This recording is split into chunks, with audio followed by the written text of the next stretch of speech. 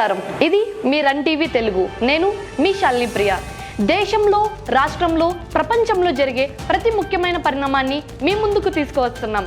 అయితే మన మొదటి వార్తతో ప్రారంభిద్దామా? నేను జెండా ఎగురవేయను.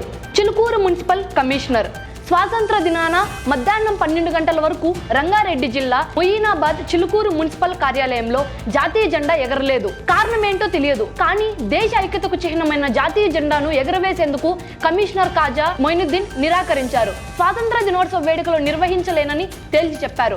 12 గంటలైన మున్సిపల్ కమిషనర్ కార్యాలయంలో జెండా అయితే ఎగురవేయకపోవడంతో గ్రామస్తులైతే కమిషనర్ ను నిలదీశారు. ఉన్నతాధికారులు స్పందించి జాతీయ జెండాను అవమానించి పతాకాన్ని ఎగురవేయని కాజా మొయినుద్దీన్ ను సస్పెండ్ చేయాలని డిమాండ్ అయితే చేశారు. తిరుమలలో భక్తుల రద్దీ. తిరుమలలో వరుస సెలవుల కారణంగా భారీగా భక్తుల రద్దీ కనిపిస్తోంది. సర్వదర్శనం కోసం వేలాది మంది వైకుంఠం క్యూ కాంప్లెక్స్, నారాయణగిరి షెడ్లు, రింగ్ రోడ్డు వరకు 3 కిలోమీటర్ల క్యూలలో నిలబడ్డారు. భక్తులకు శ్రీవారి సేవకులు అన్న ప్రసాదాలు, పాలు, త్రాగునీరు పంపిణీ చేస్తున్నారు. తితిదే అధికారులు, భద్రతా సిబ్బంది ఎప్పటికప్పుడు పర్యవేక్షణ అయితే చేస్తున్నారు.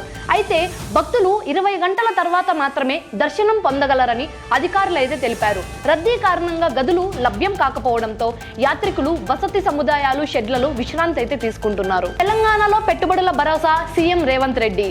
మాదాపూర్ హైటెక్స్ లో జరిగిన క్రెడాయ్ హైదరాబాద్ ప్రాపర్టీ షోలో సీఎం రేవంత్ రెడ్డి పారిశ్రామికవేత్తలకు భరోసా ఇచ్చారు.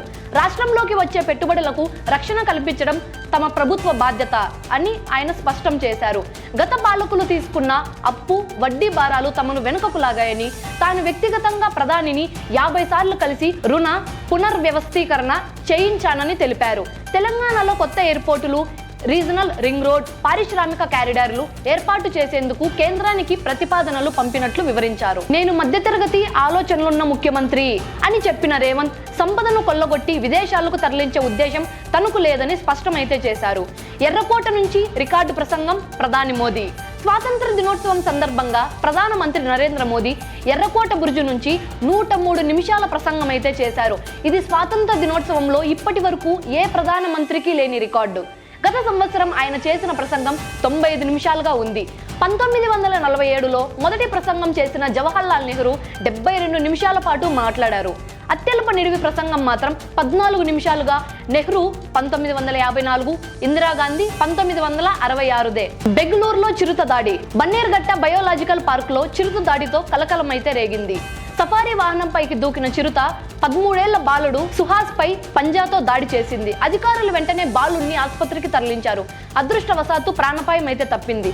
ఈ ఘటనకు సంబంధించిన వీడియో సోషల్ మీడియాలో ఇప్పుడు తెగ వైరల్ అవుతోంది. సఫారీ బస్సులలో భద్రతా గ్రిల్లులు బలోపేతం చేస్తామని అధికారులు హామీ ఇచ్చారు. హైదరాబాద్ లో బాలుడిపై లైంగిక దాడి, హత్య. హైదరాబాద్ ఉప్పల్ పోలీస్ స్టేషన్ పరిధిలో దారుణం అయితే జరిగింది. రామాంతపూర్ కేసీఆర్ నగర్ లో 5 ఏళ్ల బాలుడిని పొరుగు వ్యక్తి కమర్ లైంగిక దాడి చేసి హత్య అయితే చేశాడు. పోలీసులు సీసీటీవీ ఆధారంగా నిందితుడిని అరెస్టు చేశారు. మృతదేహాన్ని గాంధీ ఆసుపత్రికి తరలించారు. ఈ ఘటనతో స్థానికుల్లో తీవ్ర ఆగ్రహం వ్యక్తమవుతోంది. అరుదైన తిమింగలం శిలాజం ఆస్ట్రేలియా సముద్ర తీరంలో 2.5 కోట్ల ఏళ్ల క్రితం జీవించిన చిన్న పరిమాణం గల తిమింగలం శిలాజం బయటపడింది. దీనికి జంజూసిటస్ డులార్డి అని పేరు పెట్టారు. సింగిల్ బెడ్ సైజులో ఉన్న ఈ తిమింగలం టెన్నిస్ బంతులంత కళ్ళు, పదునైన పళ్ళు కలిగి ఉండేది. ఇది సముద్ర జీవులను వేటాడే జాతి అని శాస్త్రవేత్తలు అంచనా వేస్తున్నారు. అమెరికాలో 17 కోట్ల నగల దోపిడీ. అమెరికాలోని సియాటెల్ నగరంలో 4 దుండగులు 90 సెకండ్లలోనే నగల దుకాణం నుంచి 17.5 కోట్ల విలువైన ఆభరణాలైతే దోచుకెళ్లారు. సీసీటీవీ ఫుటేజ్ లో ఈ ఘటన రికార్డు కావడంతో పోలీసులు నిందితుల కోసం గాలిస్తున్నారు. భారత చెస్ స్టార్ తానియా సచ్గావ్. చెన్నైలో జరుగుతున్న గ్రాండ్ మాస్టర్స్ టోర్నీలో వ్యాఖ్యాతగా వ్యవహరిస్తున్న భారత చెస్ స్టార్ తానియా సచ్గావ్ మహిళా ఆటగాళ్లకు కీలక సలహా ఇచ్చారు. కెరీర్ లో మెరుగ్గా రాణించాలంటే కేవలం మహిళల టోర్నీలకే పరిమితం కాకుండా పురుషులతో కలిసి ఓపెన్ కేటగిరీలో ఆడాలని ఆమె అయితే సూచించారు. అయితే మహిళా విభాగంలో విజయాలు సాధించడం కూడా ప్రోత్సాహాన్నిస్తుందని, రెండింటిని సమతుల్యంగా తీసుకెళ్తేనే ఆటగాళ్లు ప్రపంచ స్థాయి విజయాలు సాధించగలరని ఆమె అయితే అన్నారు. ఈ రోజు ముఖ్యాంశాలు ఇవే. దేశంలో, రాష్ట్రంలో, ప్రపంచంలో చోటు చేసుకుంటున్న తాజా పరిణామాలను మీకు అందించే రన్ టీవీ తెలుగు చూస్తూనే ఉండండి. నేను మీ శాలిని ప్రియ. నమస్కారం.